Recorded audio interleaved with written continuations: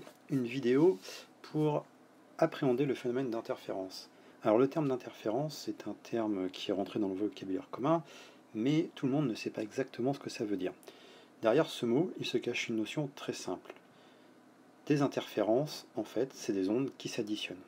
Regardons un petit exemple très simple de deux ondes dans une corde qui s'additionnent.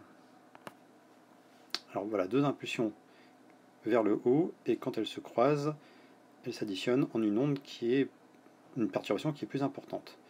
Maintenant, voyons une perturbation vers le bas et une vers le haut, et voilà, au moment où elles se croisent, elles s'additionnent, mais comme il y en a une qui est vers le haut et une vers le bas, l'addition des deux fait que la perturbation est annulée au moment du croisement, et ensuite les deux perturbations continuent leur chemin. Alors ce phénomène d'interférence, donc c'est quelque chose de simple, ça veut juste interférence, ça veut dire addition. Des ondes qui interfèrent, c'est des ondes qui s'additionnent au niveau de leur amplitude. Et ce phénomène, on le retrouve pour toutes les ondes mécaniques. Vous avez ici deux exemples. Ici, un exemple sur une cuve à ondes. Donc on a deux pointeurs, un ici et un ici, qui viennent exactement en même temps et à la même cadence taper sur la surface de l'eau. Et ça crée donc des ondes circulaires qui se propagent, et quand elles se rencontrent, elles vont s'additionner. Alors à certains endroits, l'addition donne des vaguelettes d'amplitude double, et puis à d'autres endroits, comme ici, on a des ondes qui s'annulent. Donc on n'a plus de vaguelettes du tout. Vous avez aussi une photo ici, avec à peu près la même chose, des interférences qui sont dues aux pattes de l'insecte quand celle-ci se pose sur l'eau. Alors, essayons maintenant de comprendre le temps de deux schémas. Dans quelles conditions des ondes s'additionnent de façon à obtenir une onde plus importante, et dans quel cas elles s'additionnent de façon à obtenir une onde qui est supprimée. Alors en s'appuyant sur le cas d'onde périodique, puisque c'est le cas le plus récurrent, voici ces deux conditions. Donc vous avez ici deux ondes. Si deux ondes périodiques arrivent en phase à un endroit, alors elles vont s'additionner, et l'addition donne une onde qui est renforcée. Donc des ondes en phase donnent une onde renforcée, on dit qu'elles interfèrent de façon constructive. En revanche, des ondes qui arrivent en opposition de phase, donc complètement décalées, quand elles s'additionnent, donnent une onde annulée. Conclusion, des ondes en opposition de phase entraînent des interférences destructives. Alors, ce phénomène d'interférence, c'est le phénomène idéal pour répondre à la question qu'on se pose dans cette première partie du cours, qui est quelle est la nature de la lumière? Une onde ou alors un flot de corpuscules? Le phénomène d'interférence, c'est la question idéale parce que c'est un phénomène qui est purement ondulatoire. Vous voyez bien qu'on peut comprendre que des ondes interfèrent puisqu'elles s'additionnent et donc peuvent se renforcer ou s'annuler, mais par contre pour les objets ou les corpuscules, c'est une chose qu'on ne voit jamais. Quand deux corpuscules se rencontrent, ils ne s'additionnent pas, ou en tout cas jamais ils vont s'annuler. Donc c'est vraiment un phénomène qui est purement ondulatoire. Donc si la lumière subit ce phénomène d'interférence, on sera obligé de conclure à sa nature ondulatoire. Alors, pour savoir si la lumière subit ce phénomène, procédons à cette expérience-ci. Nous envoyons une lumière laser à travers une plaque qui est percée de deux fentes, qu'on appelle des fentes Young. Et un écran est placé derrière la plaque qui est percée des deux fentes. Voici une vue du dessus. La source laser est équidistante des deux fentes qui sont percées. Et donc ces deux fentes, S1 et S2, vont se comporter comme des sources secondaires de lumière, chacune émettant une partie de la lumière laser. Et sur l'écran, nous pourrons observer si la lumière issue de S1 et la lumière issue de S2 interfèrent. Alors, la réponse, elle est ici. Voici ce qu'on observe sur l'écran. On observe des tâches de diffraction. Là, vous avez la tâche centrale, et ici, les tâches secondaires. C'est normal parce que la lumière passe par des fentes qui sont étroites, et donc va subir le phénomène d'interférence, le phénomène de diffraction, comme on l'a déjà vu en classe. Mais ce qui est nouveau, c'est qu'à l'intérieur de chaque tâche de diffraction, nous avons des zones fortement lumineuses, alternées avec des zones où il y a très peu, voire pas du tout de lumière, ici ou ici. Comment interpréter ce résultat si ce n'est en faisant appel au phénomène d'interférence. On est obligé de conclure que devant les deux fentes, ici au niveau du point O, on a beaucoup de lumière, alors que pourtant ce point O n'est pas directement éclairé par les sources S1 et S2. Et si on a beaucoup de lumière, c'est parce que la lumière qui provient de S1 et de S2 s'est additionnée en phase, et donc a entraîné des interférences constructives, alors qu'aux endroits où on n'a pas du tout de lumière, on est obligé de conclure au fait que la lumière issue de S1 et S2 a interféré de façon destructive, ce qui a annulé la lumière, et donc on a des taches sombres.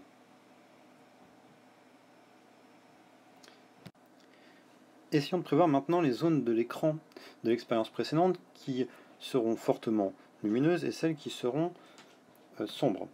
Pour ceci, nous avons l'animation qui se trouve ici, avec ici donc un bout de l'écran de l'expérience précédente, avec les zones fortement lumineuses ici en blanc et les zones sombres en noir. Vous avez ici donc la lumière qui est issue de S1 et ici la lumière qui est issue de S2. Alors, cette lumière, elle est modélisée par une onde dont les parties jaunes sont les crêtes des sinusoïdes et au contraire les parties noires sont les zones basses de la sinusoïde qui représente l'onde lumineuse. Et vous avez ici la forme des ondes qui arrivent au niveau du point P qui est pour l'instant au centre de l'écran. Et donc, sans surprise, nous voyons que au niveau du point P, actuellement, les ondes sont en phase, et donc leur interférence va donner une interférence constructive, et donc une onde renforcée, beaucoup de lumière. Alors, lançons l'animation. Donc on voit qu'en permanence, les ondes qui arrivent en P sont en phase, et on a donc une interférence constructive. Alors maintenant, si on place le point P au niveau d'une zone sombre, sans surprise, on voit que les ondes qui arrivent au point P sont en opposition de phase. Et donc leur addition, ici, donne une absence de lumière, donc une tache sombre. Déplaçons maintenant le point P de nouveau.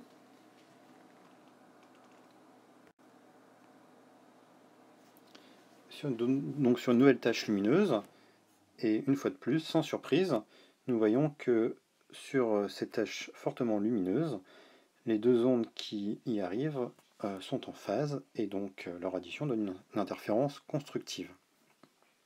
Alors, qu'est-ce qui a changé entre la situation de départ, ici, où le point P est au centre de l'écran, et la situation où le point P se trouve ici, un peu décalé sur la droite? Comment ça se fait qu'au point de départ, on avait des interférences constructives, alors que maintenant, on a des interférences destructives? On voit que la seule chose qui a changé, c'est le trajet que parcourent les ondes issues de S1 et de S2 pour arriver au point P. Dans le premier cas, ces ondes parcouraient un trajet identique. Le point P est équidistant de S1 et de S2. Dans le deuxième cas, le point P ici n'est plus équidistant des ondes des sources S1 et S2. Donc on voit bien que le fait d'avoir une interférence constructive ou une interférence destructive va dépendre des chemins parcourus par l'onde depuis la fente S1 et celui parcouru depuis la fente S2. Nous allons noter delta, la différence entre le trajet parcouru par l'onde qui vient de S1 et celui de l'onde qui vient de S2. Ce delta, on va l'appeler différence de marge. Alors, ce qu'on a dit au départ, c'est que quand l'onde, ici dans la situation de départ, quand les deux ondes parcourent le même chemin, elles arrivent en phase. C'est normal, puisqu'elles partent en phase toutes les deux de S1 et de S2, puisqu'elles parcourent le même chemin, elles vont arriver en phase en P. Donc elles n'auront pas de décalage temporel ici, parce qu'elles auront parcouru le même chemin. Dans la situation finale, ici, les ondes arrive en phase, bien qu'elle n'ait pas parcouru le même chemin. Alors pourquoi? Tout simplement parce que elles ont parcouru un chemin qui a décalé leurs signaux d'une période temporelle, à ce niveau-là. Et donc si le décalage se fait pile d'une période temporelle, les deux signaux restent en phase. Pour les taches blanches supérieures qui se trouveraient dans cette zone-là de l'écran, on interpréterait de la même façon. Si les ondes interfèrent de façon constructive, c'est parce qu'elles ont parcouru un chemin qui a décalé les signaux de 2, de 3 ou de 4 périodes temporelles, etc.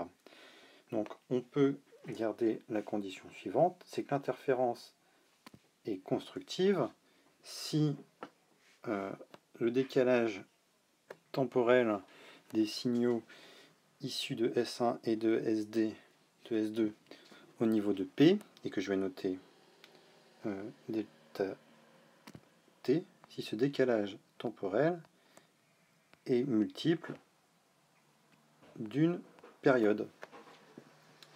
Alors on aura donc une interférence constructive. Mais nous n'avons toujours pas relié cette condition d'interférence constructive à la différence de parcours des deux ondes issues de S1 et de S2. Mais en fait on y est presque, parce que si les signaux se décalent d'une ou de plusieurs périodes temporelles, alors cela va signifier quoi pour les ondes issues de S1 par rapport à celles issues de S2? Prenons l'exemple où elles sont décalées ici au point P d'une période temporelle.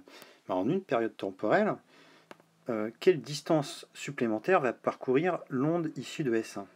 D'après la définition de la longueur d'onde c'est la distance que parcourt l'onde en une période temporelle. Ce qu'on vient de dire tout à l'heure, c'est que l'onde issue de S1 a eu un temps de parcours qui est d'une période temporelle supérieure à celui issu de S2. Et en cette période temporelle, quelle distance supplémentaire S1, l'onde issue de S1 a-t-elle parcouru? Par définition, une longueur d'onde. Donc, ce qu'on peut retenir, c'est que la condition d'interférence destructive, d'interférence constructive, c'est qu'il y aura interférence constructive si la différence de marche des deux ondes est un multiple de la longueur d'onde. Ou K, et donc ce nombre entier est un nombre entier qui peut être égal à 0, 1, 2, 3, etc. Pour les conditions d'interférence destructive, c'est à peu près le même raisonnement. Donc, prenons ici le point P. Si les ondes issues de S1 et de S2 arrivent en P en opposition de phase, ça veut dire que le temps de trajet de l'onde issue de S1 a été une demi-période temporelle supérieure à celui issu de S2. Ça veut dire que donc, le décalage des deux signaux dans le C, delta T, est égal à une demi-période temporelle, soit 1 demi de T. Et donc on sait qu'en une demi-période, l'onde a eu le temps de parcourir une demi-longueur d'onde en plus.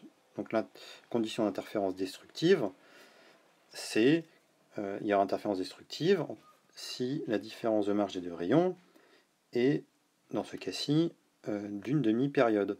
Et en généralisant à toutes les zones sombres, on pourra retenir la condition suivante, qui est il y aura interférence destructive si la différence de marche des deux rayons est un multiple demi-entier de la longueur d'onde. Donc il y aura interférence destructive si la différence de marche est une demi-longueur d'onde, ou si c'est 1,5 longueur d'onde, ou si c'est 2,5 longueur d'onde, etc., etc. Voilà, nous avons déterminé à quelles conditions sur l'écran on aura une zone claire ou une zone sombre. Donc on voit que c'est fonction de la distance parcourue par les deux ondes issues de S1 et de S2. Une petite dernière chose pour terminer cette vidéo sur les conditions d'interférence.